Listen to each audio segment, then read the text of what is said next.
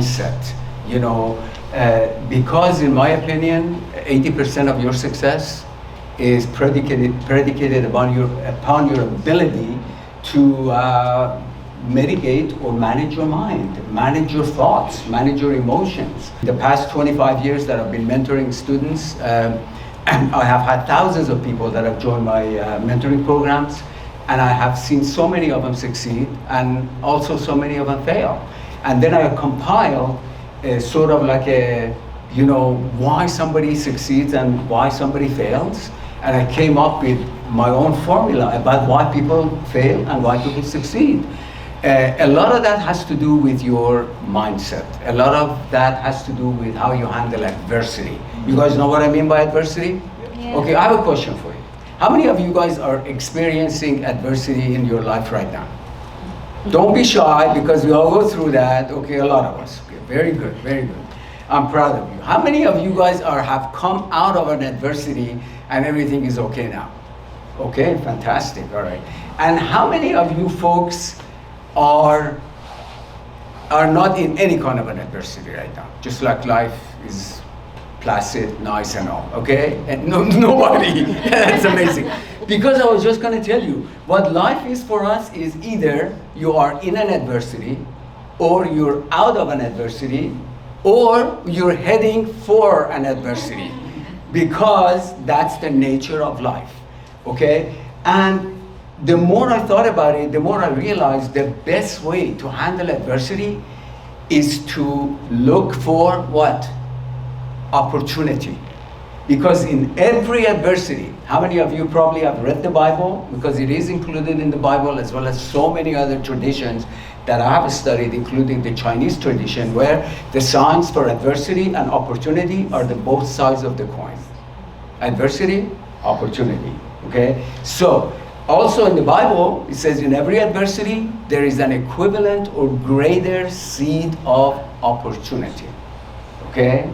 So, what does that mean? That means that if you look at your life and you're experiencing adversity, first and foremost, realize you're not the only one that is going through adversity. Everybody with me on that? How tight your family is, everybody's got their share of adversity. Can we all agree on that? Yes. Because that's the part of the contract that we signed the moment we decided to come to this earth and experience this life. This planet Earth we live on, is essentially game. It's a game. And it's a game of adversity, getting out of adversity, getting into it again, getting out of it again, and play that game. So it doesn't matter what you're going through right now, realize, number one, it's a game. Yeah. Number two, if you are in an adversity, instead of driving yourself crazy, trying to fight it, accept it, and then realize, where is the opportunity? Look for opportunity. Because I guarantee you, in everything that you experience, in every adversity or crisis that you're going right now, if you look hard enough, you will find the opportunity. I have done that myself multiple times. As a matter of fact, some of the best deals that I've done were the ones that I was in an adversity looking for the opportunity, and I got that opportunity. Everybody with me on that? Yeah. Okay? Because you guys gotta understand, the sooner you realize that you have to accept your conditions, the faster you're gonna go up the growth scale and you'll be successful. Do you guys know about the cycle of loss or the grief? When something crazy happens in your life, what's the first step people go through? Denial. Denial. I see that a lot. When we call people in foreclosure, they are not going to do anything until the last 3 days when the property is going on sale. The majority of them. Why is that? Because they are in what? Denial. And denial means, oh, why is that happening to me? It shouldn't happen to me. No. Uncle Goober or maybe Aunt Agnes is going to come out of nowhere and help me out. Or maybe I win the lottery or some other whatever, right? And that's why they are in denial for a long time, and the majority of them end up filing bankruptcy or losing their properties. What's after denial? Then anger. Anger says, and you fight it, and you kick and scream and all. Nothing is going to happen, right? until you go into the next step. And what is that next step? Is the next step of bargaining. Now you're saying, what if I had done something differently? If I had done this differently, I bet this would have not happened to me. So you started only if, I wished, all of that. That's called bargaining.